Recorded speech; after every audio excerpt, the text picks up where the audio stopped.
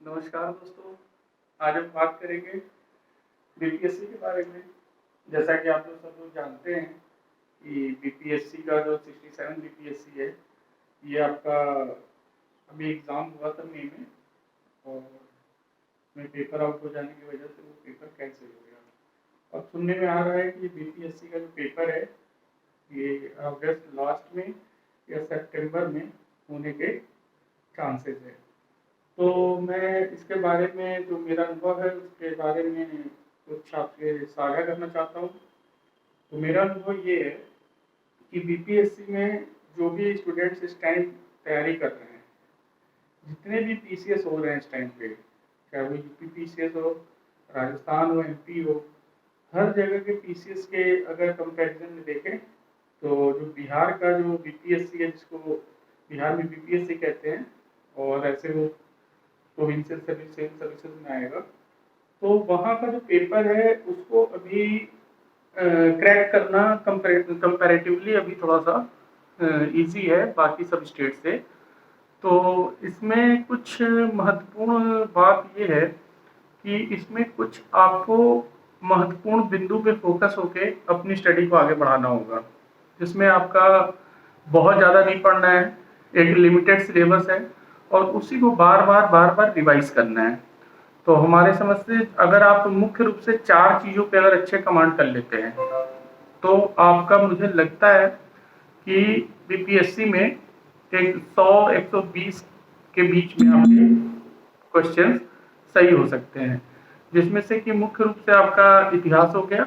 इतिहास में आपके 30 से 40 क्वेश्चन के बीच में पूछे जाते हैं, जो प्रीवियस ईयर के पेपर हैं अगर उसके आप एनालिसिस करेंगे तो 30 से 40 पेपर के क्वेश्चन, 30 से 40 क्वेश्चन के बीच में जो है आपके क्वेश्चन उसमें रहते हैं। सेकेंड नंबर पे आपके साइंस की बात है तो वो आपका 25 से लेके 35 के बीच में साइंस का इम्पोर्टेंस रहता है। उसके बाद अगर आप बात करते हैं तो बिहार स्पेशल, इसके भी अच्छे खासे आपकी मतलब एग्जामिनेशंस में देखे गए हैं क्वेश्चन, वेटेज इसकी भी अच्छी खासी रहती है। तो इसका भी मान के चलिए कि 25 से 30 क्वेश्चन के बीच में बिहार स्पेशल आपका, और प्लस करंट में आपका जो नेशनल लेवल पे वो इंटरनेशनल लेवल पे, plus Bihar specific current affairs. अगर इस 4 पोर्शन पे आप अच्छे से अगर काम कर लेते हैं तो मुझे जहाँ तक लगता है कि आपका 100 से 120 क्वेश्चन के बीच में आप रहेंगे। और उसके बाद आपकी पॉलिटी हो गई, इकोनॉमिक्स हो गई और मैथ्स हो गई। इनको आपको, इन्हें भी छोड़ना नहीं है, इन्हें भी पढ़ना है, बट जो 4 ये चीज़ें हैं जो मैंने स्टार्टिंग बताई, इस पे फोकस करना आपको बहुत ज़्यादा ज़रूरी है। और अगर आप इस पे फोकस करते हैं अच्छे से, और एक लिमिटेड सिलेबस है, उस सिलेबस को बार बार सिर्फ रिवाइज करना है। और मुझे जहाँ तक लगता है कि अभी तक जितने भी पीसीएस अभी इस टाइम में प्रेजेंट सिनारियो में जो भी पीसीएस के ट्रेंड है, उनमें आपका बीपीएससी क्रैक करना कंपैरेटिवली थोड़ा सा इजी है। तो ये एक इम्पॉर्टेंट जो है मेरी तरफ से आपके लिए वो था। मतलब आप जो भी कह लें, है ना, आप इसे या तो सुझाव कह लें या फिर मेरा जो पर्सनल एक्सपीरियंस है, जो कि मैं 67 बीपीएससी दिया भी था, तो उसमें जो मेरा एक्सपीरियंस है वो यही कहता है। उसके लिए आपको कुछ बुक्स हैं, उनको आपको देखना है। जैसे आपका बिहार स्पेशल के लिए इम्तियाज अहमद की ऑब्जेक्टिव आती है, इसे आप रिकमेंड कर सकते हैं, मतलब प्रीफर कर सकते हैं। रिकमेंड तो मैं कर रहा हूँ, है ना, तो आप इसे प्रीफर कर सकते हैं। प्लस अगर आपको थ्योरी पढ़नी है तो केबीसी नैनो की बिहार समग्र करके ये बुक आती है, इसे आप पढ़ सकते हैं। और उसके बाद अगर आपकी हिस्ट्री की बात है तो हिस्ट्री में मेरा जहाँ तक मानना है, आप अगर एनसीईआरटी का तो आपके पास समय नहीं है पूरा पढ़ने का, लेकिन फिर भी देखिए। अच्छा हाँ, एक और बहुत इम्पोर्टेंट बात है, वो ये है कि लोग करते क्या है कि आपका लूसेंट से कहते हैं कि पूरा फंस जाता है। आप लूसेंट जो है जिसको रट गई उसका हो जाएगा। देखिए लूसेंट वाकई में वो आपका एक, मतलब कह सकते हैं कि एकदम कंसाइज वे में आपका मैक्सिमम सिलेबस वो कवर कर लेता है। लेकिन दिक्कत हमें ये आती है कि लूसेंट जब आप पढ़ने चलते हैं तो एक तरफ से आप पढ़ते हैं और दूसरी तरफ से भूलते चलते हैं। उसका कारण ये है कि आपके बेसिक्स जो है वो बहुत क्लियर नहीं है। अब इसमें दो बातें आती हैं। जब आप एग्जामिनेशन में बैठते हैं, है ना, तो इसमें दो तरीके के बच्चे होते हैं, एक ह्यूमैनिटी बैकग्राउंड के होते हैं और एक साइंस बैकग्राउंड के। तो आप ह्यूमैनिटी बैकग्राउंड के बच्चों को हमेशा सुनेंगे कि उनको हमेशा समस्या रहेगी मैथ से, साइंस वाले पोर्शन से उनको दिक्कत रहेगी, और साइंस वाले बैकग्राउंड के जो बच्चे होते हैं उनको दिक्कत रहती है ह्यूमैनिटी के सब्जेक्ट से। तो ऐसा क्यों होता है? ऐसा इसलिए होता है क्योंकि जो साइंस का बच्चा है वो बचपन में science, history, geography, humanity plus science दोनों सब्जेक्ट्स को पढ़ता है। बट बचपन में जो सेकंड से थर्ड फोर्थ फिफ्थ जो भी आप पढ़ते हैं 10th तक, तो उसमें कितना कौन सीरियस पढ़ता है ये बहुत मैटर करता है। अब इसमें क्या है कि जो साइंस का बच्चा होता है अगर वो 10th तक नहीं भी पढ़ा है, 12th के बाद बीएससी कर लेता है, 12th 11th के बाद बीएससी करता है या बीटेक करता है, जो भी करता है, तो उसको बेसिक्स तो बार बार, जब वो बेसिक्स के एप्लीकेशन है हायर स्टडीज में, तो बार बार बेसिक्स से गुजरता है तो उसके बेसिक्स जो है वो उसके दिमाग में एब्जॉर्ब होते चले जाते हैं। सेम कंडीशन ह्यूमैनिटी वालों के साथ होता है। जब वो ग्रेजुएशन में अपने जाते हैं तो जो वो 6 से लेकर 10th तक की जो भी ह्यूमैनिटी के बेसिक्स हैं उनसे उनको बार बार रूबरू होना पड़ता है। मतलब वो बार बार, मतलब वो चीजें उनके घूम फिर के सिलेबस में आती रहेंगी। तो इससे क्या होता है कि उनका बेसिक्स जो है, अगर वो 6, 7, 11, 12 में नहीं भी ढंग से पढ़े हुए हैं तो उन्हें बार बार गुजरना पड़ता है, तो वो चीजें धीरे धीरे उनके अंदर एब्जॉर्ब हो जाती है। इसी तरह साइंस वालों को साइंस का पोर्शन जो है बेसिक्स वो एब्जॉर्ब हो जाता है। अब इसमें दिक्कत ये होता है कि साइंस वाले को ह्यूमैनिटी टफ लगता है, ह्यूमैनिटी वाले को साइंस टफ लगता है, और दोनों इसलिए परेशान देते हैं। तो इसका मूलभूत जो मतलब वो है की है, मतलब जिसको कहते हैं की पॉइंट, वो की पॉइंट ये है कि अगर आप बेसिक्स पे पकड़ कर लेते हैं 6 से लेके 10th तक की बुक्स पे, और हिस्ट्री और ज्योग्राफी में 12th तक अगर इसको लेके जाते हैं, एक तरीके से सारी चीज 12th तक ही मान के चलिए, तो अगर आप बेसिक्स आपकी मजबूत है तो आपको सब्जेक्ट टफ नहीं लगेगा। लेकिन अगर आपके बेसिक्स कमजोर हैं तो अब उसमें आपको सब्जेक्ट्स टफ लगने स्टार्ट हो जाते हैं। जैसे एग्जांपल के लिए, अगर आपसे बोलता है कोई कि भाई कोई भी एक छोटा सा एग्जांपल ले लेते हैं, जैसे मैंने बोल दिया आइसलैंड, किसी आइसलैंड का नाम ले लिया।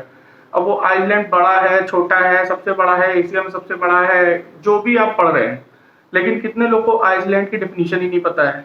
बस उनको ये पता है कि हाँ एक टापू टाइप का होता है, उसमें पानी नहीं रहता, पानी बीच में रहता है, लेकिन एग्जैक्ट डेफिनेशन उनको नहीं पता, तो उनके बेसिक्स गायब है।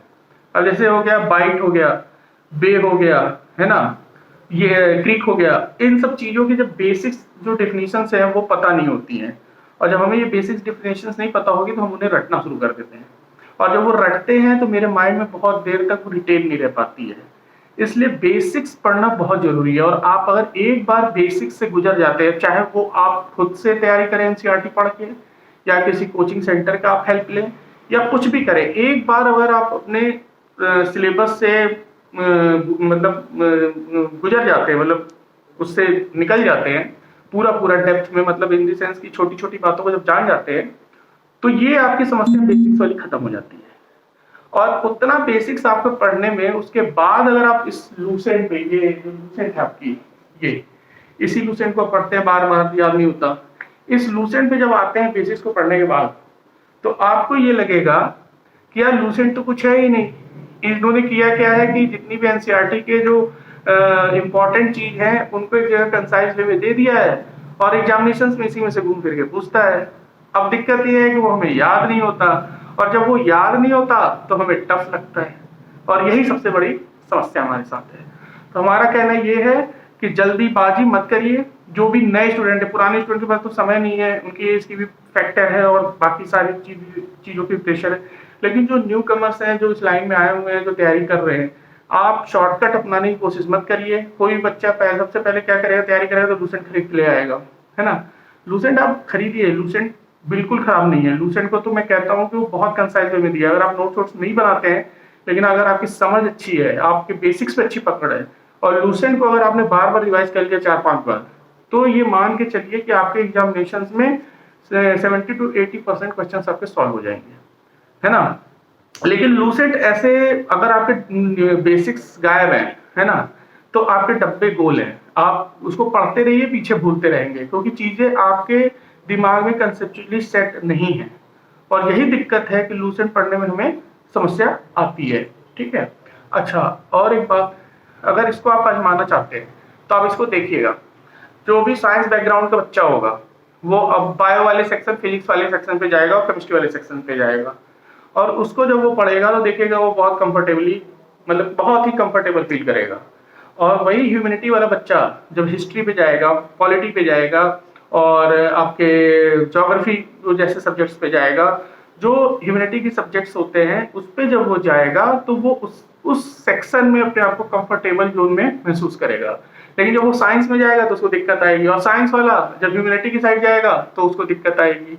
तो ये मूलभूत समस्या है, इससे जितनी जल्दी आप उबर पाए और जितनी जल्दी इससे निकल पाए, तो ये समझ लीजिए कि आप सिलेक्शन के उतने ही करीब जा रहे हैं। और ये आज नहीं करेंगे तो कभी ना कभी तो आपको करना ही पड़ेगा। ये मेरा छोटा सुझाव था। पढ़ाई करना जरूरी है, वो एक बात है, पढ़ाई में क्या पढ़ना है ये बहुत जरूरी बात है, दूसरी बात है। मतलब पढ़ने से ज्यादा हमें क्या छोड़ना है उसके अंदर, ये तो दूसरी बात है। मतलब क्या चीज पढ़नी है वो तो हमें पता होना चाहिए। और तीसरी इंपॉर्टेंट, इसमें जो सबसे इंपॉर्टेंट बात है वो ये जुड़ती है कि किस डायरेक्शन में पढ़ना है, मतलब किस तरीके से पढ़ना है। और अगर हमें तरीका समझ में आ गया, अगर हमने एक बार तरीका पकड़ लिया, तो हमारे पेपर्स क्लियर होते जाएंगे। और ऐसा आपने देखा भी होगा कि बहुत सारे लोगों का बहुत दिन तक सिलेक्शन नहीं होता, लेकिन सिलेक्शन होता है तो 4-5 जगह एक साथ होता है। उसका कारण एक सिंपल सा, बस इतना सही है कि उस व्यक्ति ने या उस बच्चे ने जो है उसका बेसिक जो चीज था उसको पकड़ लिया उसने, और उस बेसिक पे वो काम कर गया, और उसका जो बेसिक्स था वो भी एकदम क्लियरिटी के साथ क्लियर हो चुका है। मतलब बेसिक चीज थी और उसके बेसिक्स भी उसने क्लियर कर लिए, तो उसके बाद उसका रास्ता आसान हो जाता है। फिर वो किसी भी पेपर में बैठेगा तो उसका पेपर क्लियर होता चला जाता है। यही एक छोटा सा सुझाव था, या इसको समझ लीजिए कि मेरा एक एक्सपीरियंस था और मैं इसे आपके साथ साझा करना चाहता था। चलिए फिर नेक्स्ट वीडियो में मिलेंगे, तब तक के लिए जय हिंद।